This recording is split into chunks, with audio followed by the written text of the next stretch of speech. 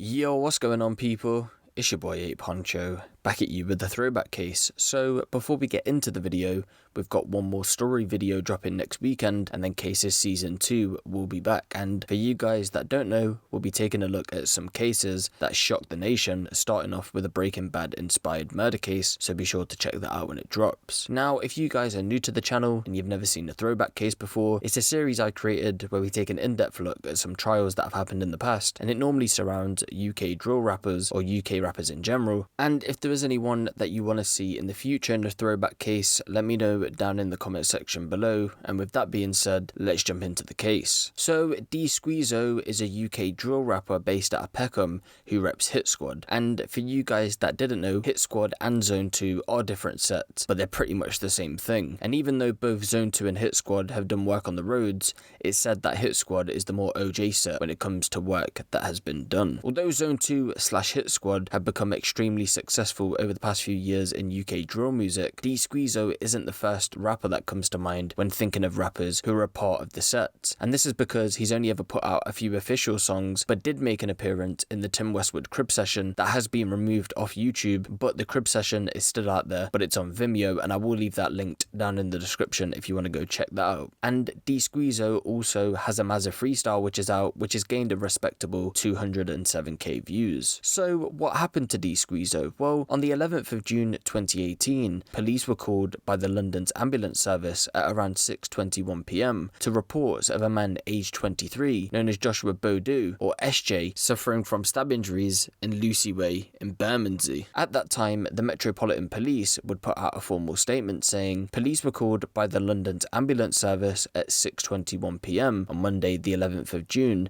to reports of a man suffering from stab injuries on Lucy Way in Bermondsey. When officers attended, a man believed to be aged in his early 20s was taken to a South London hospital where he remains in critical condition. There have been no arrests and inquiries continue. After the incident, a police cordon had remained in place for the following days and no arrest had been made for the week that followed. On the 22nd of June 2018, a murder investigation was launched by the Homicide and Major Crime Command after it was announced that 11 days after Joshua had been stabbed, he had sadly passed away in hospital. He was in critical condition and had been on a life support machine at King's College Hospital, and his heart had stopped beating just after midnight on the 22nd of June 2018. In the early stages of the investigation, police had appealed for information from the public after they believed that Joshua had been injured in a fight, and Detective Inspector Ian Titterell said, "At this early stage, we believe an altercation involving a group of males began outside Helen Taylor House in Lindsay Street. The victim then took shelter at an address on Lucy Way after being attacked. We know there were a large number of people in the vicinity at the time of the attack, and I'm appealing for anyone with information to get in touch. Any information will be treated with the strictest confidence." On the 26th of June 2018, a post-mortem examination would take place at Greenwich Mortuary, where it gave the cause of death as a stab wound to the chest. On the 3rd of July 2018, 3 weeks after Josh's murder, detectives had visited the scene where he was murdered and put out a renew to their appeal for information. Within that appeal, they would now reveal more information into what happened surrounding his murder, and again, Detective Inspector Ian Titterell would go on to tell reporters, "We believe that the people who attacked Joshua used a dark blue SUV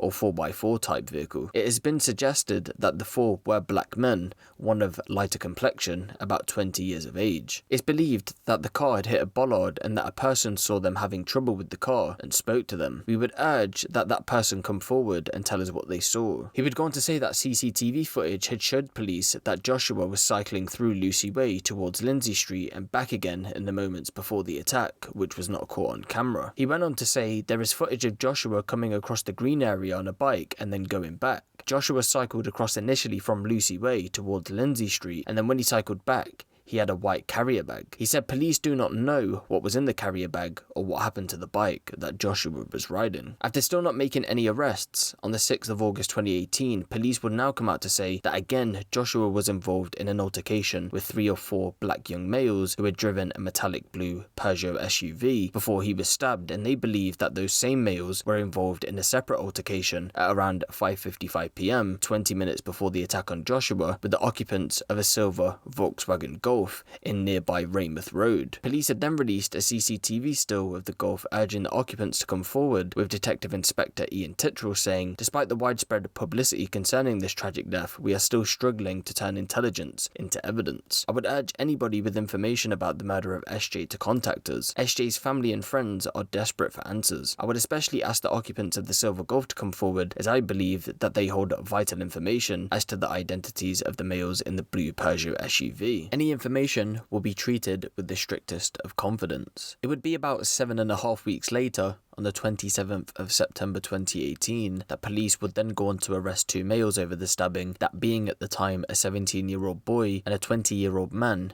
Denilson Davis, aka Squeezo. They were arrested in the morning and were held in custody at a South London police station, and even though these arrests were made, they were still appealing for information over Josh's murder. Then on the 29th of September 2018, Squeezo would go on to be charged with Josh's murder and had appeared at Camberwell Magistrates Court on the same day. I can't find any further reports on what happened after this date regarding the court dates, but he would be standing on trial for the murder of Joshua a year later in September of 2019. Police had let the 17-year-old boy go, with no further action being taken against him. Then on the 6th of March 2019, a 16-year-old boy who people believe was Lil Squeezo was arrested and charged for his alleged involvement in the murder of Joshua, and he was due to appear at Croydon Youth Court on the 7th of March 2019. Again, there's no further reports regarding any court dates for the 16-year-old, but he was to stand on trial for the murder with Squeezo on the 4th of September 2019. Squeezo had originally denied any involvement, but later admitted to being at the scene, and Lil Squeezo had refused to answer police questions when he was arrested and insisted he had nothing to do with the killing. Matthew Adebiyi was also wanted by police, but by the time police had came looking for him, he's alleged to have fled the country and headed for Nigeria, where the police still to this day are looking for him. So the trial would take place on the 4th of September 2019, and it was heard that Squeezo and Lil Squeezo were accused of murdering Joshua Boadu. Jurors were told that Joshua had suffered multiple stab wounds to the chest, shoulder and arm, and the panel of 14 jurors, that being 8 men and 6 women including 2 reserves, were told that Squeezo, once again as previously stated, accepted that he was present at the scene but denies involvement in the murder, while Lil Squeezo denies he was there at all. The judge then explains these two were a part of a gang of 3, but again, the third suspect had allegedly fled to Nigeria. In court, it was said that Joshua from Bermondsey